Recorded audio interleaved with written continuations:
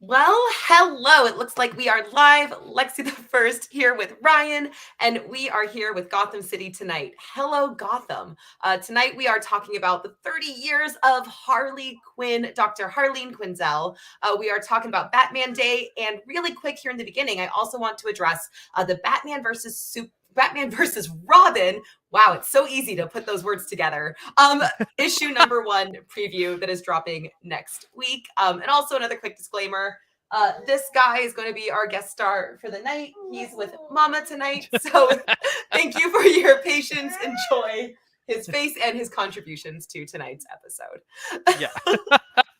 No, that's well, yes, happy Friday. It's going to be a quiet one tonight, I suspect, but that's okay.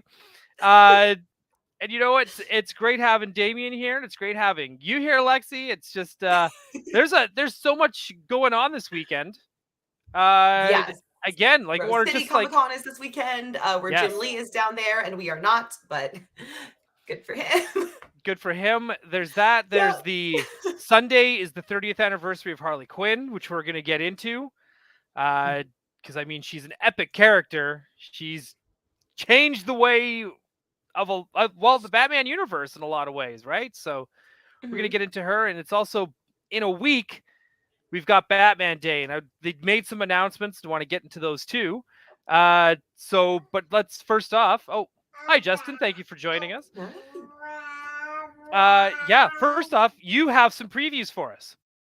I sure do. I'll go ahead and pull this up. So these were the preview pages that were dropped for Batman versus Robin, issue number 1 next week. And I'm not going to read through every little panel. These are available online. You can just Google them. But we've got basically, there's a lot of really cool cover out, like, alternate covers are just like different art pages coming out for it that are Batman and Robin fighting. It's Damian Wayne Robin. This just kind of gives you the summary of, oh, he's an Al Ghul, but also a Wayne. Then Alfred died and blamed himself and dramatically exited the scene, which is how you know he's a Wayne, because he had to do his big dramatic exit. So That's then right. it cuts to, yes, to today, Wayne Manor, with a mysterious figure approaching. Bruce, although he does not live in Wayne Manor anymore, felt a sudden need to be there tonight for mysterious reasons. Yep, go ahead and chomp on that finger. That's fine. Um, and there's a knock at the door. The mysterious figure is Alfred. And in case you didn't know, because you've not been keeping up with the comics, Alfred is dead. Yeah, I know. It's so upsetting because we like Alfred so much. So that was kind of the catalyst that made Damian Wayne give up Robin and leave. Alfred died. Bane killed him. Damian watched it, was not able to save him. Bruce said some things that made it sound like he was blaming Damian for Alfred's death. And so here we see basically they kind of cover all the basic things. Is it Clayface? Is it this? Is it that? Alfred knows things that no one else would know. He knows all the correct things. He knows how to get into the cave. The personality is on point. Bruce is obviously still suspicious, but Alfred thinks it's normal that Bruce is suspicious, which makes Alfred even more normal. So it's actually really cool how you can tell they're kind of like speeding through okay, here's all the questions you're going to have about is he real or not. They like really knock those out quick. And of course, it's in character for Bruce. They insist on going down to the cave, but there's a mysterious well, as they enter the cave. And that's where the preview ends. So we don't know, is Alfred really back? Yeah. Why is he back? What is going to happen? We're pretty confident that the Batman versus Robin is because Damian is about to get possessed by a demon, as we kind of saw towards the end of his run. So it's not really evil Damian as much as possessed Damian. Right. But yeah, seeing Alfred come back, I got emotional, especially because a lot of Damian's growth right now has been about him, and he's been seeing Ghost Alfred, on his journeys, because he has a lot of guilt around one of the few people who does see good in him in his life. Yeah. So I'm very, very excited about that. And obviously we can make predictions all night long. But I just really wanted to make sure that we at least addressed that and how cool that's going to be. And we can talk about the issue when it actually drops next week. That's wild that they're gonna bring back Alfred. Because Maybe, like, you never know if they actually brought him back, but I hope they did. I hope they realized that the Bat family is just better with Alfred. It agreed, but same time, I'm also just like, what? But he's just He Oh, Bruce makes a what? point of saying, "We cremated your body and everything." So, You're right. So how are they going to do this, and how are they going to explain it? yeah. I yeah. If that doesn't catch you right off the bat, I don't know. Yeah. I I don't feel know what like to tell you. it could be another one of those, like, Talia kind of brought there was a whole thing with Talia and Jason, like, "Hey, Bruce, I'm trying to seduce you. Here's your dead son back." Maybe this is a way of, like, showing love for Damien, like, "Hey, son, I'm trying to make you feel better. Here's your dead grandpa back." So, who knows? We shall see. Those Al Man, Ghul's, am I right? right? Well, we only have a few days left to till we find out. Yeah, so I'm very That's excited for that. that is yeah. That's I'm excited. Yeah, I'm excited now too because I actually didn't even see that drop today. So that's yeah, that's exciting. I And just it's actually very sweet because Alfred, one of the first things he says when he comes back is he's like, "Wait, is Damien okay?" And it's like, "Oh, he's not, but thank you." yeah. Shocker, Bruce messed everything up while you were dead. Yeah, Anyway. just so you know. Yeah, no, Yeah. that's cool. The and also that comes out next week, next Saturday, as we put in our title, is Batman Day. So September 17th is well, it's been delegated Batman Day. It's usually to well, not usually. It is for the week that Batman was first released onto the market, right? That through Detective Comics. So they're doing a big hullabaloo this year. Last couple of years, they always kind of said like, oh, you go check your local comic store. They might do something. And well, here locally anyways, sometimes they do, sometimes they don't. However, this Saturday, they're re-releasing The Mask of the Phantasm out in theater. Oh, Batman I didn't see 89. that. Yeah. Batman 89 and Batman Returns. It's all coming back to the theater for the weekend. So if you've never seen those movies in the theater, I highly suggest going to go see Batman Mask of the Phantasm because it is also the 30th anniversary of Batman animated series, as I keep repeating on the show. And it's it's very exciting, and I think they're going to be doing some more specials. I think there's like a special comic DC is releasing. They're doing You a said that they are releasing the 89 graphic novel. That was that today? that was this week Yes. that came out. But again, right? Like that's now it all makes sense why there's so much Batman stuff coming out. And Mhm. so now that's they're doing it. They're finally doing something. Usually they just call it Batman Day, show us your selfies, and they kind of Well, just I go feel with like that. they almost because of how their movie animated and live action side has just become so nerfed, they almost have to double down on the comic side of things. But kind of. And I'm kind of curious too if they're going to if they're going to announce anything else like during this week as well. And uh obviously like McFarlane's going to be announcing a ton of stuff during that day. He won't be able to help himself. So it'll be cool to see all the new toys that are going to drop and be announced.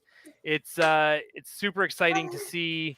Just I'm hoping DC just kind of goes all full out that day. Like I'm kind of hoping it's kind of like D23, which is happening right now, but for Mhm. Batman. So it's pretty exciting. I'm stoked. I'm always excited for Batman Day, but I always go to my comic book stores very disappointed because every year it's just like, oh, Yeah. it's Batman Day. Let's go see what the comic stores got. They're just like, it's what day?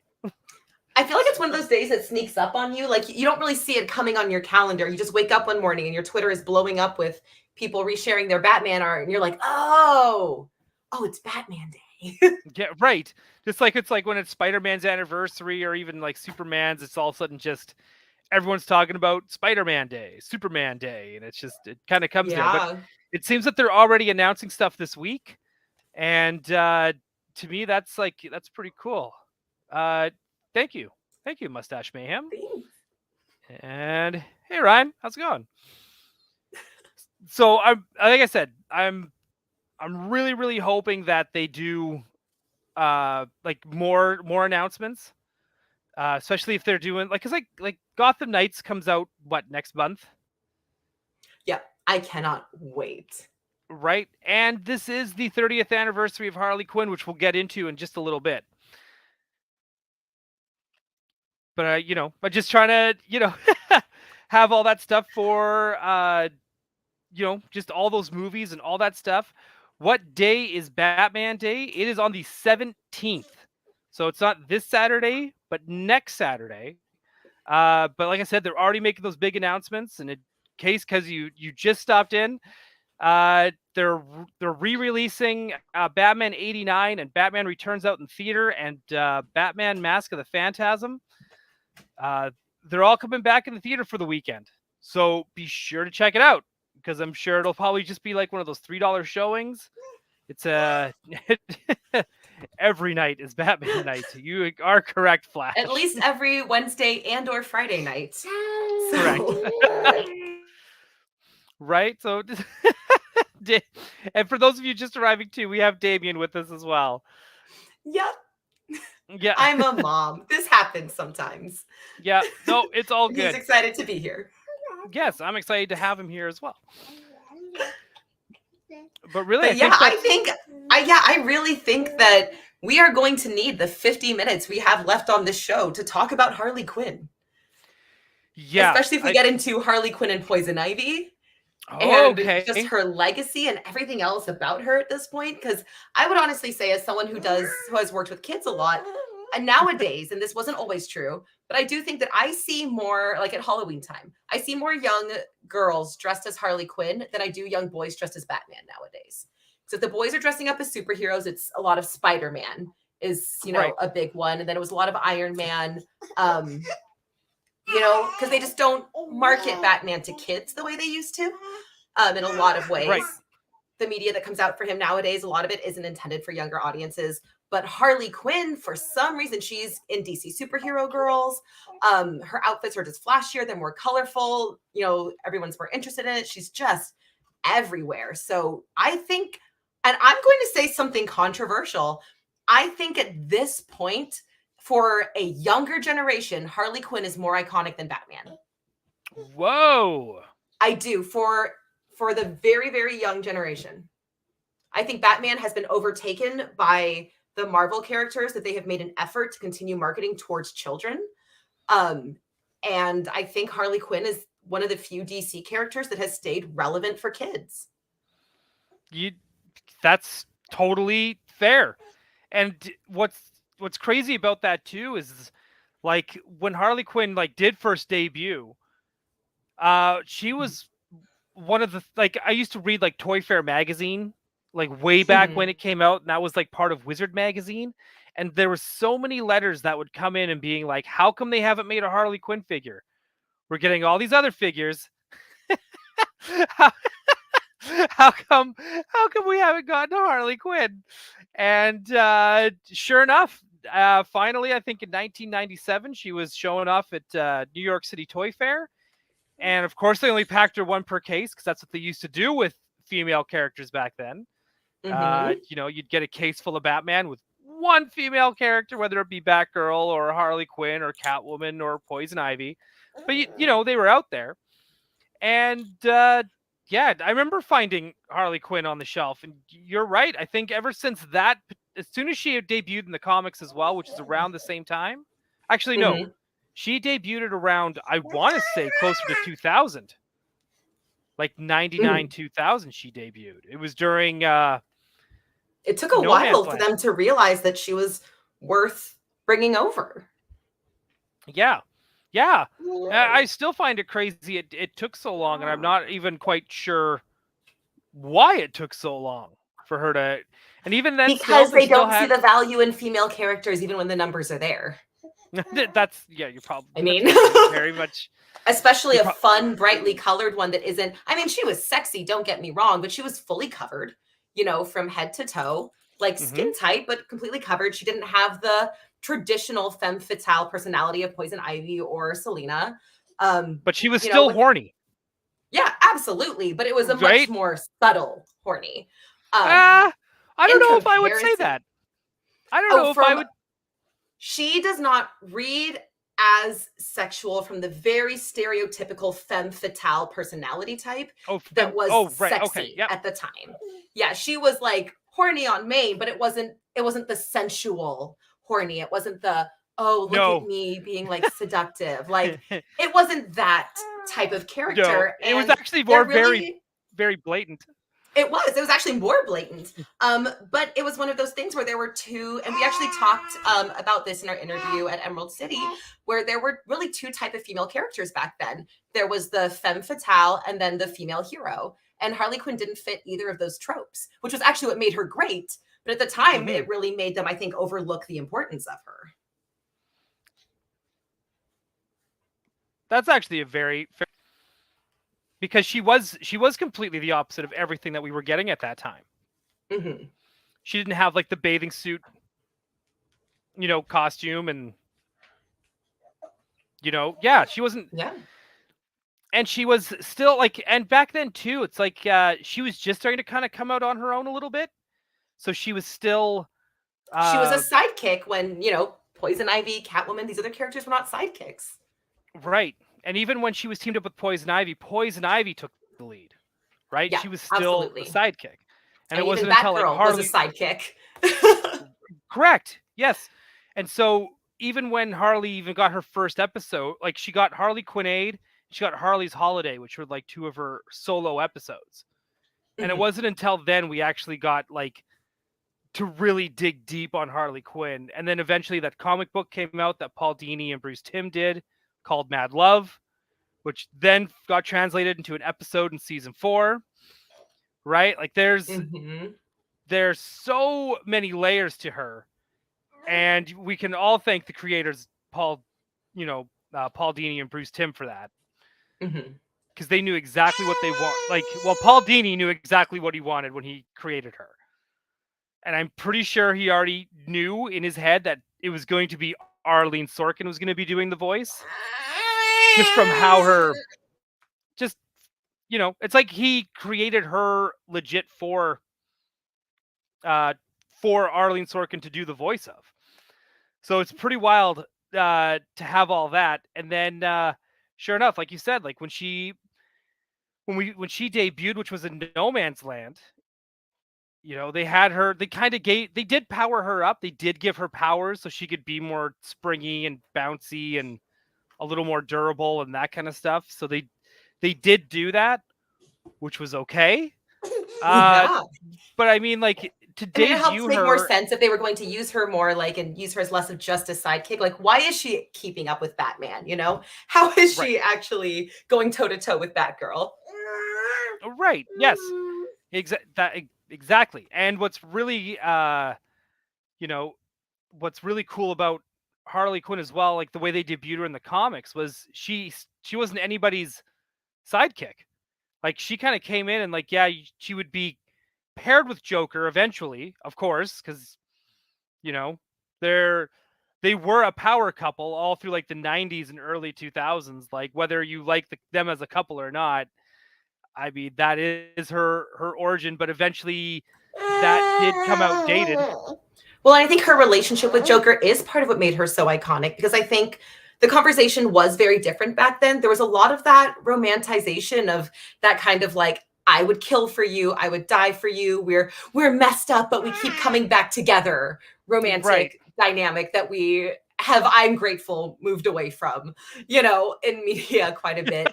But yeah, they were iconic for good and bad things. And I do want to some of these fantastic comments about here saying like your son loves Harley Quinn. Yeah, I think that that's awesome to mention. Like she's really fun. She's brightly colored. She's got that cool accent. She does a lot. She's super flippy. It's visually just very appealing the way she moves. yep, There's just so much that's easy to like about her. And yeah, it would be difficult to get kids. As we talked about this a bit about like, Batman for kids versus Batman for adults and how that's really changed over the decades and what that means right, for these characters. And yeah, the Batman comics as they are, again, I enjoy them, but they're not going to be what gets children into comics generally anymore. right. I would actually have said the same thing about X-Men back in the really early 90s, late 80s, because they would tackle a lot of serious subjects and stuff too. Plus, so many characters, it's hard to keep track. Like, X-Men was kind of like Game of Thrones before Game of Thrones, because they'd be like throwing in characters by the dozens every month, right? You had to try to keep track of who is who. So but you're right. Like I think on the flip side of that, I think now X-Men's kind of become better for new readers, and easier for them to jump onto at any point. Where I think Batman now goes through these long story arcs, and they're all interconnected with, they're before Batman. Like I guess all during Rebirth and stuff like that. I guess Batman wasn't super connected and divided into multiple titles. It was just kind of like this is like, Batman. This is Detective Comics. They kind of stayed separate. However, now it feels like everything's kind of like, well, you got Robin, you've got Catwoman title, and you've got Batman, and they all do kind of like Oh, and Batman, and intertwine. then Batman and Robin are two separate titles half the time as well, which to me is the Right. most infuriating. That one makes Correct. me crazier than anything else. Right.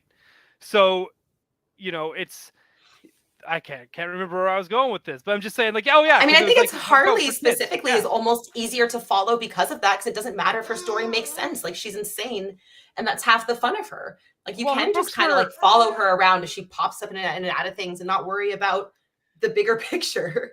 and like and I think a lot of the jokes too were subtle enough in her especially during like the Amanda Connor run.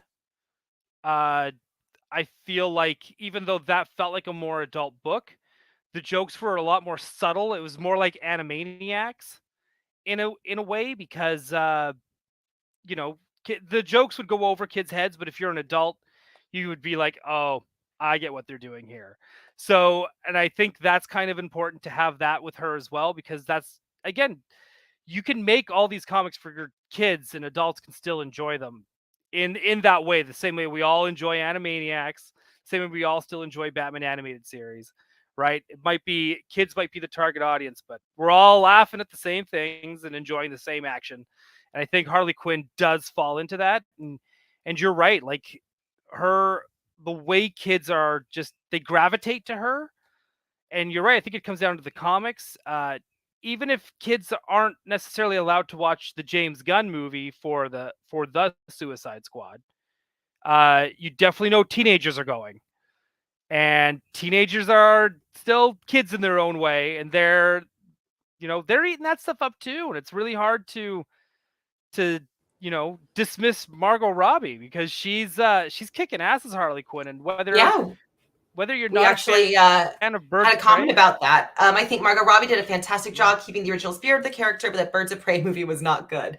I do think the one thing that made me yeah, crazy was when I first saw Margot Robbie was being cast as Harley Quinn, because I'd seen her in Wolf of Wall Street, and I was like, hmm just do that exact voice again. And this has been a conscious thing. I don't think this is Margot Robbie's fault specifically, because across animated media, you see it in the new Harley show, they've really toned down the Harley Quinn accent.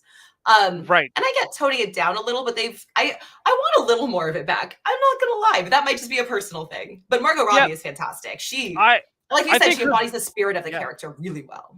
Oh, absolutely. And I think I honestly do think the voice is the most iconic part about Harley Quinn. Yeah. Like hands down. Like it's just like when she doesn't have the voice, like that's what took me so long to get into the Harley Quinn, the new animated series, Hmm. because the Which voice is just also wasn't not there. for children.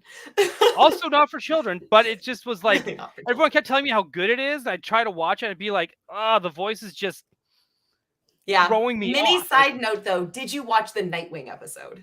yeah, I finally I did think the get to the latest season. Nightwing episode. Okay. Mm. That's all I needed. I love that so much. So funny. It is such a good series, but like there are some episodes in particular where I'm just like, just do the voice. Like you can I slowly get know. if you just start doing the voice, no one's gonna like ask you where the They voice can't came from. fire you now. No, Yeah, just do it.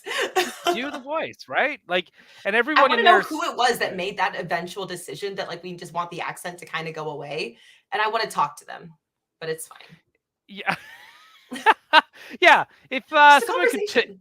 someone could take me to the person in charge, yeah, that'd be Yeah, great. someone made that call somewhere along the line, and it's influenced all like live action animated Harley since. And because you hear these amazing voices for Harley, and they're just missing the accent a little, so you know it's this creative Yep. decision that someone made somewhere. Yeah. Uh, yeah. It's weird. It's like having Spider-Man without webs. Yeah, It would be weird. So let's just let's get that voice back. But but even to go back to Mhm. like again like her early comic days, like the Terry Dodson series that first came out, like that book was hot, right? Like I Mhm. think yeah, I think you're right in that sense of like Harley Quinn's now just one of those staples, not just within Batman anymore, but just DC. She's just going to be there. Yeah, I mean the wider hero community, like, you ask kids what heroes they know and they're like Iron Man, Captain America, Spider-Man, Harley Quinn. You're like, "Okay." Yep, got it. Yeah, no, and it's the other thing I like about her too is the just yeah, there is just so much with her, and Yeah. even when she doesn't play like have a big part, or even if she's playing still a supporting role, like even with the Arkham games, like eventually she became like the major player by the time we got to Arkham Knight, Yeah. I mean, and no right? Like matter what they do at this point, no matter what piece of Batman media they do, she just has to be included somewhere. Like there are characters you see, Elseworlds where the Robins get replaced or redone. You see this or that, this character gone away, this character written differently. But Harley has become a constant. You can't have a Batman story without her in some aspect. yeah, yes, and I'll I'll touch up on that as well. And you're right. Like it's she's in all the like how like I think every wave of Lego as well. Like for Batman Lego, she's always in there. And I think anytime like but you're right when it comes to the toys. Like I think the only time she doesn't get a toy is when she's not in the movie, which would be like the Batman. And I think that's the only time she doesn't get one now. Otherwise, she does get the dolls. I am surprised uh Barbie hasn't taken a shot at I think Barbie did make one like I feel like this was like 10 years ago, but I don't think they ever made a Margot Robbie one, and I'm really kind of shocked that nobody has. But I mean like uh she has a few hot toys like of Harley Quinn. They did one of her in Suicide Squad and Birds of Prey, Hmm. right? Or the Yeah. Suicide Squad. Gosh, that gets Yeah. that does get confusing when you start talking about it. It's rough. It's rough, right? I just say one and two. I'm not gonna lie. Fair I enough. know it's not, but I do it. And I think the other time, I think, and I'm trying to think of the only time I think people kind of like rejected Harley was when New 52 started and they had her as part of the Suicide Squad. Yeah, there's also a lot of issue right off the bat with her New 52 look because that was the first time they really Right. deviated from the red and black and did the blue and pink or blue and reddish Blue and kind of red, look yeah. instead, which was a choice that has stuck around and ended up, influencing Margot Robbie's Harley look. I love that they gave us in Suicide Squad 1 that look at her old school costume as that kind of brief joke scene. But yeah, I remember there was so much just pushback because that was the first time I think we really, I mean, she looked like a whole new character. She looks like a different clown themed character at that point, but it Correct. stayed. She, I got a fun fact about that Harley Quinn flashback where she's in her jester outfit, with what's his face, it's Jared Leto, right? That's Yeah, Jared Leto. Yeah. Anyways, uh, sure is. she fought to have that costume. Good Like for her. she really wanted to do it, and I guess someone was like no, and she was like I'm doing it, and they let her do it. She's So like, either you do it or I'm going to Party City, buying this outfit and forcing it into your movie, whether you like it or not. correct. So and I've always wanted more of the flashback, just something. I just want to see Margot Robbie like talking in that Yeah. costume. Like that's it. Yes. That's it. It's And fantastic. I get that they're doing it as an Easter egg and a nice nod, like which is nice because they didn't Yeah. have to go that. They didn't have to show any of that. Yeah. But the fact that they did it and they kind of recreated that Alex Ross cover of them Yeah. dancing, which Oh, I that thought was just iconic. Mhm. so good. And I love that Alex Ross made a sequel to that painting as well. So he did a Yeah. cover where it's Batman separating them, but it's the same pic. Love it. Yep. It's like, but you're right. Like that too. That picture from Alex Ross is iconic. I should try to see if I can find it. It Yeah, is. it is. I mean, everyone has seen that picture, whether they know it's Alex Ross or not, whether they think it's fan art that's floating around Twitter. Everyone has seen it. If they saw cosplayers recreating it, that is possibly the most iconic Harley Joker like single piece of art that is out there. Right. And I'm pretty sure. I feel like I must have had this somewhere. There's no way I didn't. I'm just trying to find it. But yeah, Yeah, I mean, it's speaking so of good. Harley and Joker, though, that's how it started. That's not where it's ended. This is definitely a Nope. started from the bottom, now we hear moment for Harley Quinn. She is now with Poison Ivy in pretty much every iteration of canon, even in Elseworlds, Injustice. Like, they are one of those couples that DC is not. I mean, they're kind of DC's flagship pride couple, other than John Kent and Jay Nakamura at this point. And I don't think that we're going to see an Elseworld for a while where those two are not together. Right. Yeah, you're not. Yeah, you're not wrong, because it's kind of like. Hang on, see if I can.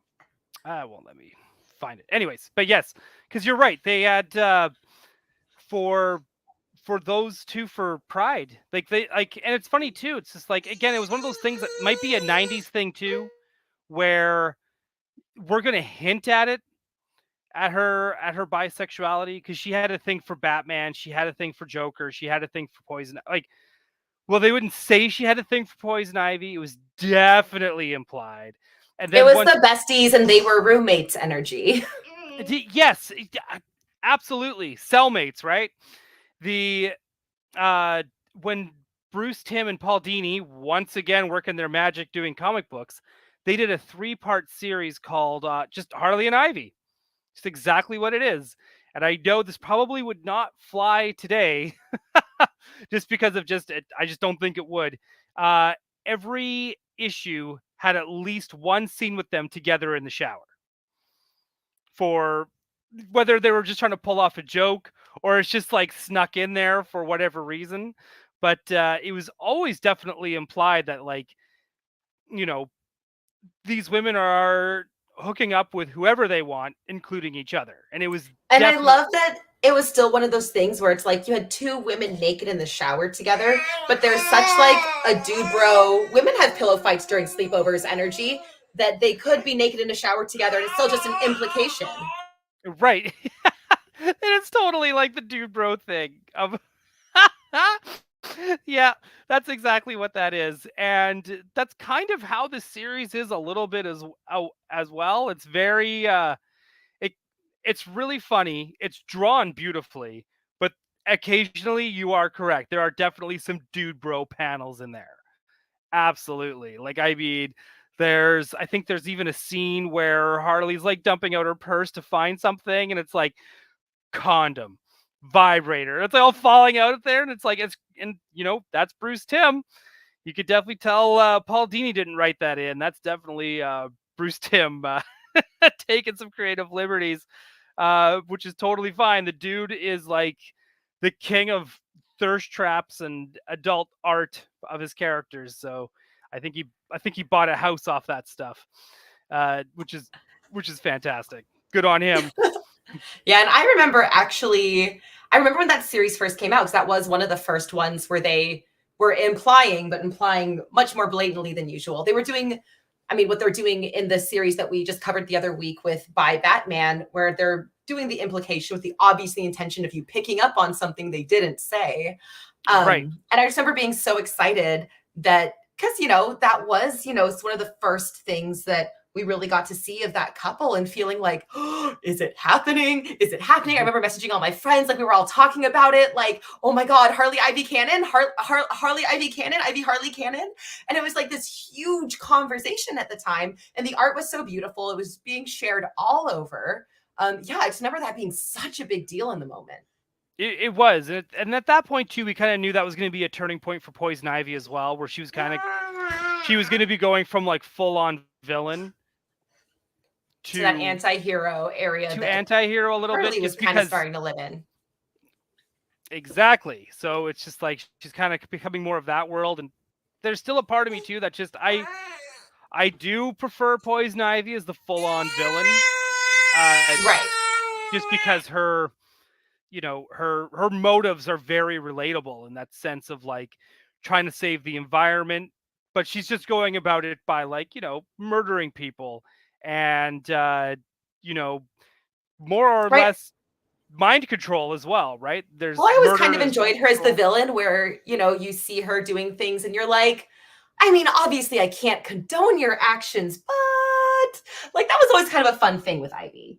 Right. And I know that when even after like they officially made those two a couple, I remember like Tom King, because he's kind of doing his own separate thing in his like doing his own, just doing his own thing, and he totally went like villain, full on villain with Poison Ivy, and like the Twitter sphere went like after him, like how dare you and all this stuff. And I Yeah. remember even like just commenting on Tom King's post about it, just trying to explain, and I was like, hey everyone, it's just comics. There's enough room in comics to tell two different types of stories. I And get she that you does don't have a like. history of being a villain. Right. That's yeah, and that's the thing too, right? So it's like, and we've all seen Tom King write her as a villain and as a sympathetic villain, and as well as, you know, an anti-hero as well. Like we've seen him do the full-on spectrum of what you can do with that character. So, I don't know. I still prefer her as the villain just because I think her cause for why she's a villain makes her far more interesting. But at the same time, I will never tell anyone who likes her as an anti-hero uh, that they're wrong, because I think everyone has the right to enjoy their characters how they want to enjoy them. Right. You still you got some noise there still? It's all good. We're gonna I'll check out this comment from Mustache Mayhem. Is anyone there reading the Harley Quinn series by Stephanie Phillips and Riley Rossmo?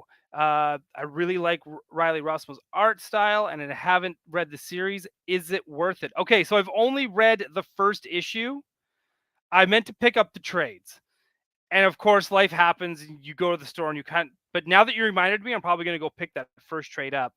The first issue was really, really good and really, really fun. Uh, so I will, just basing off the first issue, I am going to recommend it as something to pick up. I yeah. Yeah, I'm totally down, and I'm totally with you on Rossmo's art as well.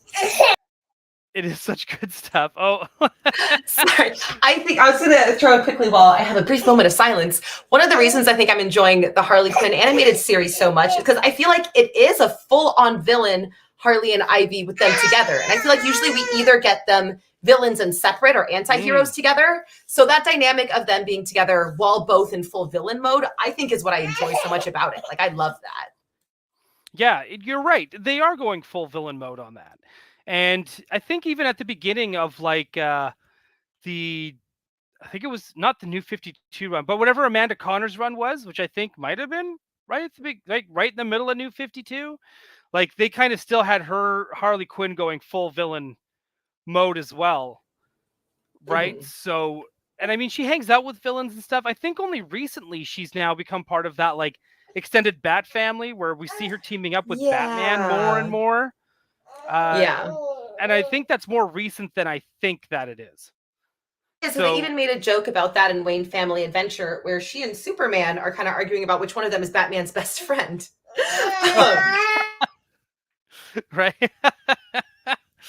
But you're right. Like it's so I think it is something that is fairly new with her teaming up with Batman. Uh, can't deny that she looks really good drawn in that new Batman book as well. Like, and all the stuff too with her and Punchline. And to me, Punchline feels like she was created because they can't go back and do what they used to do with Harley. Even though Punchline is different, I still feel like she's a Punchline is a reaction to, well, if Harley can't be Joker's girlfriend, we'll just make him a new one. that is also a clown with blackjack and hookers, or like little.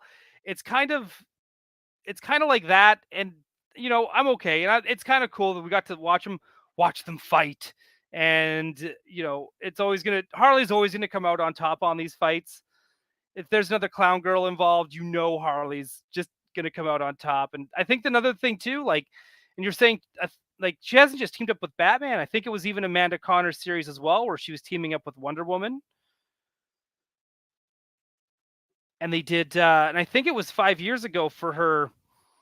Oh, this is actually kind of funny. She's Carnage compared to Venom. That's the best way to put it for Punchline. Absolutely. Right. And I think that I don't even know if they're still using her anymore. But I'm surprised Todd McFarlane hasn't made like 5 figures of her. So Lexi's gotta step out. She's gotta go do some mom business. But yeah, hang on, where was I? Yeah, so with Punchline and like with Harley, like the 5 years ago, because they had Harley like teaming up with everybody. It was like a Harley Quinn team up book. So I definitely remember her teaming up with Wonder Woman. I do remember that being like an iconic thing. And then they did a whole range of like uh blind bagged variant covers. And I don't know if anyone remembers this, because I think this was 5 years ago. And I was like buying these like candy. So you'd have like these variant covers, and you either get like the pencils for it, the pencils and inks for the same cover, or the full cover one. You didn't know which one you were going to get. So they did a whole series of that, of like Batman v Superman covers, and they did a whole line of like Harley Quinn covers as well. So I know like Bruce Timm did covers, Amanda Connor, all the iconic artists at the time, Jim Lee, they're all doing Harley Quinn covers. And I'm pretty sure I bought them all, and I'm pretty sure I did the same thing with Batman versus Superman. I totally fell into that variant cover hype machine. That is modern. Well, it's not even modern collecting. At that point, it was like the 90s where they would do all that crazy cover stuff, and I was just falling right into it. And it was fun. It was expensive, but it was fun for sure. I think that sounds more fun than our current state of ratio variants. It's funny too. Ratio variants aren't even new. I think like I remember when they were first. This is like, I feel like this is like almost like a Danger Girl thing. If anyone can go all the way back to Danger Girl and like those early 2000s, there was like this thing where they would be like, oh, order 150 of these comics and you'll get a variant cover, right? And you might not know which one you get. So I'm with you on that, on the ratio variants. I also do like the Virgin cover variants with no logos and stuff, because sometimes you can get some really beautiful covers. The Jenny Frisson Wonder Woman series definitely comes to mind, and the Frank Cho Harley Quinn covers also come to mind as well for those covers that were, the Virgin covers, no logos. I love those a lot. And I think that's why I ended up just reading so much Harley Quinn as well, because I just got sucked up into the variant cover game. And even though I wasn't, I didn't have any plan on like reselling them or flipping them, because I just love comics.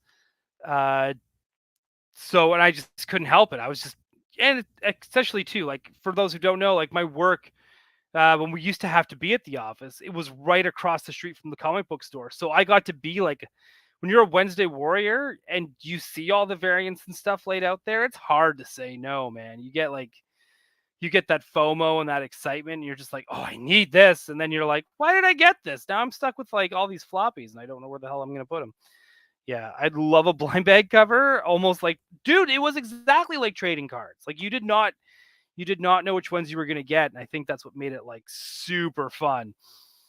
Oh, welcome back. Everything okay on your end? We're going to find out. Okay. We're calm right now. Excellent. No, we're talking about the variant covers, like when they did oh yeah, the Harley Quinn blind bag variant covers from 5 years ago for her 25th anniversary. Which is crazy to think. I feel like those variants weren't that long ago, but they actually were. Right. So and we're talking about her other team up with superheroes and stuff as well. She did that whole run of comics. Because I think that one that's always, and I was saying too, just so you can get back into the loop here of things, I was talking about her team up with Wonder Woman and that iconic cover of her Yes. trying to put on Wonder Woman's costume and she's too small, right? That's right. And again, that's where you start to feel like they really are trying to make her more of an anti-hero or a hero. And I think part of that just came from the fact that people were enjoying her so much. Yeah, I think you're absolutely, because she is fun. It's, the mallet, the bat, the stripes, the pigtails. It's all like super fun. They've always, I think they've always nailed it with Harley. Like you said, outside of like the New 52 and the big drastic change that they did with her looks and kind of her attitude and with the knives. I think it was knives. Oh gosh, it's been so long now. It's crazy to think New 52 is like over 10 years old or just about 10 years old at this point. It's got to be over 10 years old. But Yeah, and we're still dealing with some of the repercussions of it. repercussions of it, absolutely we are, right? It's like, we're still getting a Flashpoint movie at some point, apparently. But and that's, I'm all down for her even still being an anti-hero, because I am certain that James Gunn, after Peacemaker season 2, is going to do a Harley Quinn series with Margot Robbie. And if they film that up here in Vancouver, I will be an absolute creeper looking for that that film set. Absolutely. I think that's maybe one. You know what? We should just reach out to James Gunn. I think we should just reach out to him. Whatever. Absolutely. Let's just do that. Drop him a postcard. Yeah, or just even I'll just slip into slide his into his DMs. Yeah, exactly. Right? What could go wrong? Absolutely nothing, right? So again, like there's still like a big future for Harley. Her, I think they already said they were bringing her back for another season of her animated series. Like that's not stopping anytime soon. Oh yeah, they confirmed. They confirmed quite a bit for the animated series, which is, I'm enjoying it, so I'm glad. I know, I know you've got a lot of noise going on at your end, but do you think they're going to do do you ever think they'll do a theatrical animated Harley movie? I don't actually, not anytime soon, and I don't think in that style. I think if they go theatrical, they just can't alienate the young audience for an anime. I don't think they can commit to an adult animated movie, because it's hard to get adults in theaters for animation and be convinced it's for them. It's going to be hard to tell kids this animated superhero movie is not for you. I just don't think they're ready to address that yet, honestly. That is such a fair point. I think I just live too close to the animation world where I just think everything is for me. Right, so which I think it shouldn't be that way. And I don't personally don't believe animation is like a kid's thing, but I think that is the general marketing issue that they would fight, and I don't think they're ready to commit to that yet. Well, a lot of studio heads too still think like cartoons are for kids. That's a kids thing. We don't do that. Like we fight that at Sony all the time with Spider-Man stuff, right? Like it's just, everyone's just like, we want to do something adult, and Sony's still not ready to take that risk yet. Because even when people do think adult, they think like Fritz the Cat or, anything like that. So it would be, I would love to see a more adult animated film with Harley. But even if they made like an animated Harley film, directed at older kids? Like, Batman the Animated Series was supposed to be directed towards kids like 10 and older. And that one still got a theatrical movie. So, they might be able to do it with Harley, but at the same time, DC doesn't really seem too interested on doing theatrical animated anything anyways. They seem to really like that direct to video or direct to streaming, or they are doing Super Pets. That theatrical animated is coming out. Yes, of course. Yes, because that's already been out. But that is, of course, aimed at a younger audience. Right. And I kind of, now that you said that, it kind of just like, right, because they did Teen Titans Go to the movies. That was theatrical. Lego Batman was theatrical. So they are doing it. By the way, Lego Batman, very underrated. I love Lego. Lego Batman is, and everything's my very Batman. Like I love it. Will Arnett, so good. I just love him. It's like late at night, Alfred's in bed and he's microwaving lobster. Yeah. That still just kills me because it's just like we've all been there With the robe and the cowl on. Like, oh, with the robe and the cowl on. We've that's all my been Bruce there. Wayne. I've I been don't know there. about the rest of them. That's my Bruce. That's how I see Batman. Yeah. He's no, I'm with you on that. Actually, I'm probably gonna watch that tonight. I don't see why I shouldn't. The I but you're right. They are directing it, and because it's so stylized in that like very, I guess not like a very kiddie way. It's not drawn serious. I don't know. It does, if anyone here watches or is subscribed to casually comics, uh, the host there, she talked about a late 1980s Superman cartoon that everyone forgot existed. She was not wrong, right? And the style of that too, like like was very like comic booky, very like everyone knows that 1980s style of look of animated cartoons from like Ghostbusters or whatever or GI Joe. It all has that very like realistic body portions. This is before we get into like SpongeBob Nickelodeon territory where everything get kind of goes back to rubber hose, big heads, that kind of stuff. So it's and you got to remember this came out cartoon came out in 89. So that was like even right before things got super stylized, no pun intended, with Batman animated series. Right? So again, it's just like I would love to see that kind of style come back, even if it's the Bruce Timm style, which I think we're close to. Uh, there are people making posts online that they are just starting their first week on the new Batman animated TV show. So clearly things are rolling and have not stopped. So I I'm think it just very excited for that.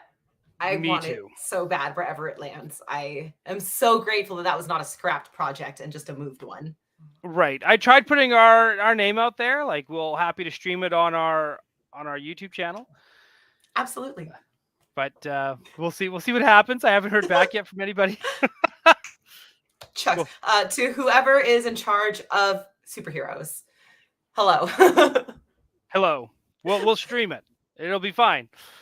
And yeah, just to kind of like start wrapping up here too. On Sunday, we're gonna do another watch along. I don't know if you're available for the watch along, but I am, but I'm available with him. So it's really up to him. right. And my friend Jacqueline, she's going to join us as well. Which is a definite maybe. Her birthday's the night before. We know how that Oh, goes. oh. So, but she's like a huge Batman animated series fan. She's huge into Harley. So we are gonna watch. It is the actual legit 30th anniversary on the 11th on Sunday, the September 11th. That's Harley Quinn's actual debut date, and we're gonna watch Joker's Favor. And we're gonna that's what we're gonna do. That we're gonna do it again. I'm at 11 a.m. and we'll just you know What do you say, chill out in our Damien? comfy pajamas and watch Can we do cartoons. that? Do you think, is that okay with you? Yeah. Okay. Okay. Oh no, he was happily distracted. Now he remembered mom's here. My bad. Oh. No, it's all good. But yeah, so we're doing that on Sundays. That's when we'll be back, and then we'll be back again on Wednesday at our regular Yes. bat time on the same old bat channel. So we will be back here for that as well. As we wrap up here, is there any last things did you want to try and get in? Before Only he goes that off. I am aggressively team Harley and Ivy. I love that they're together. I hope they stay together. I enjoy that they're consistent in canon, and I think they are fun. I did not say healthy. I said fun. But right. they're toxic in a different way than Joker Harley were.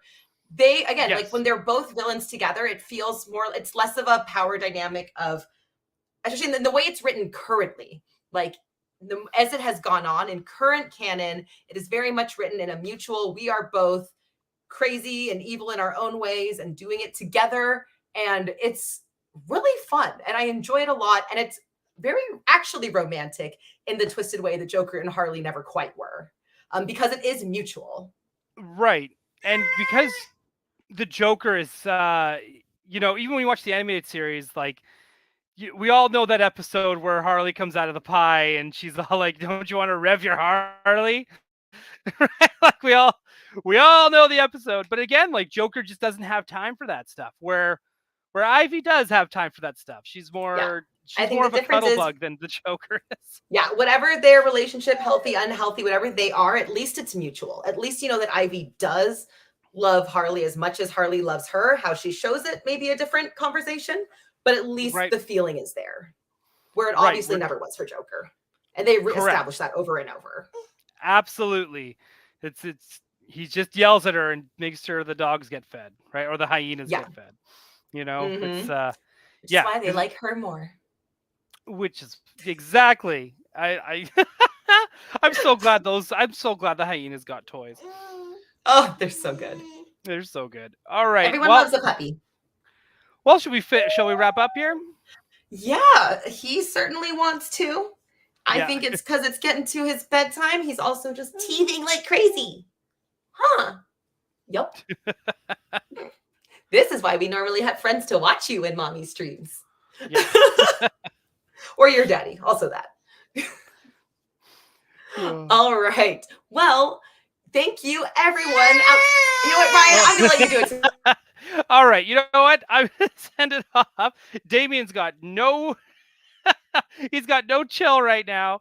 So from Lexi and myself, thank you for everyone who watched tonight. Thank you for everyone who's going to be watching on the replay. Hope you enjoyed the show. If you did like it, give us a like. Leave a comment below as well.